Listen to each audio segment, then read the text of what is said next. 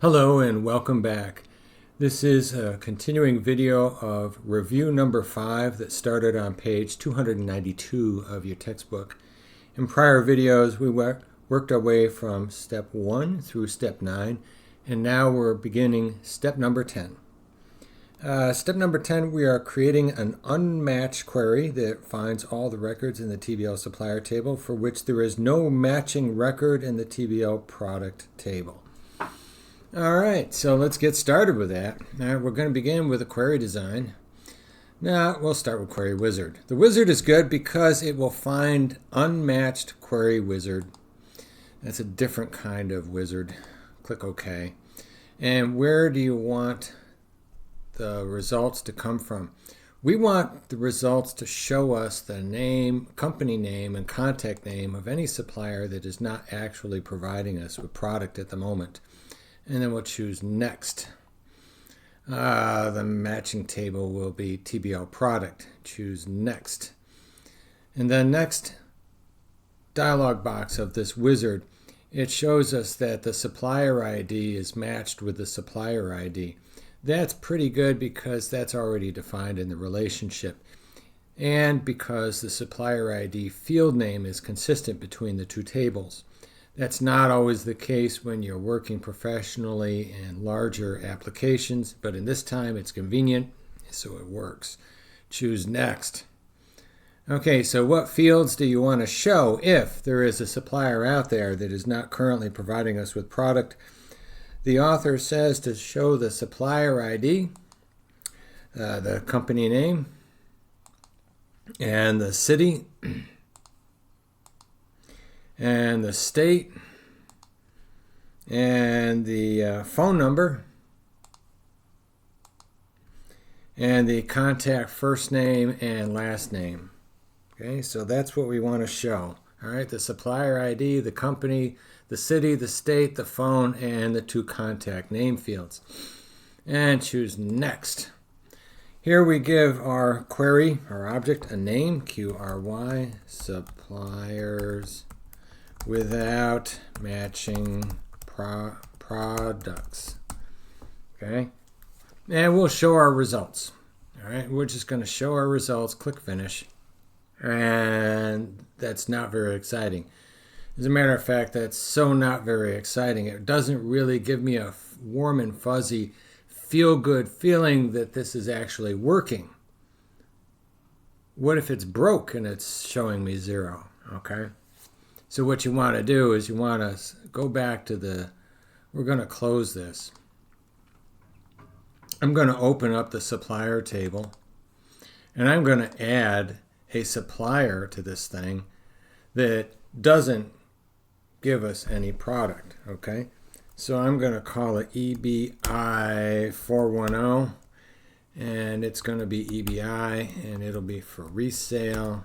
And it's 4100 Old Vestal Road in Vestal, New York, 13850. And the phone number, bonus points if you know what it is, 729-8915. Let's see. Let's give it first name and last name. It shouldn't be your name, but it could be. You can use my name. How's that? I'll be in here twice. First contact date, we'll make it 1/1/2016. And the last contact date is 1/2/2016. I just made those dates up. The dates are not important. I can even write that. Dates are not important here. Okay. Punctuation is good. Okay, so there's my record, EBI 410. Now I'm going to close the supplier table, save it and close it. And I'm going to run the QRY suppliers without matching. Come on, run. And there's my EBI record. Okay, you should get that. If you would like, you can leave that special record in there as a note to yourself and to me that this works. And that concludes step number 10. We could have also done the same thing in the reverse, looking for products that can't have a supplier, but we know by definition that that can't happen, so I'm not going to work with that.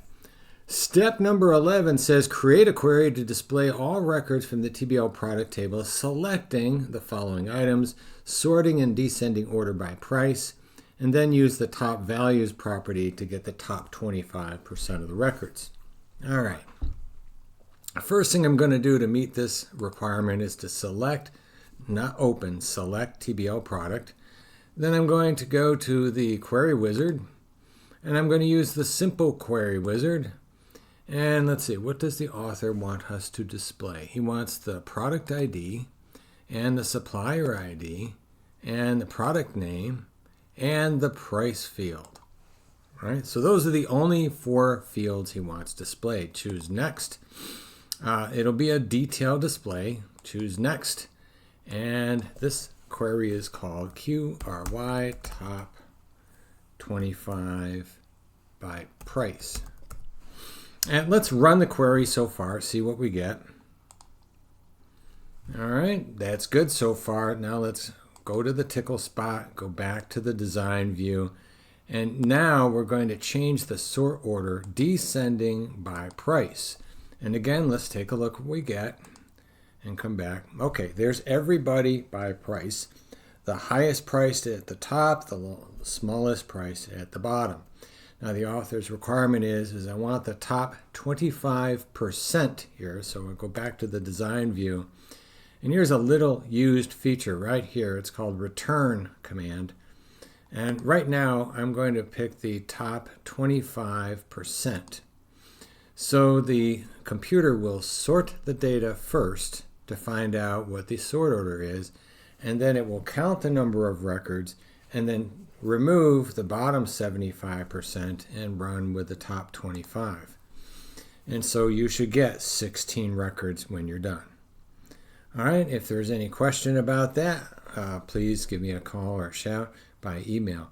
Next, we're going to save this view, and I'm going to close this. Now the next step, we get enough students who make errors with the next step. What I'm going to suggest we do is make a backup copy right now.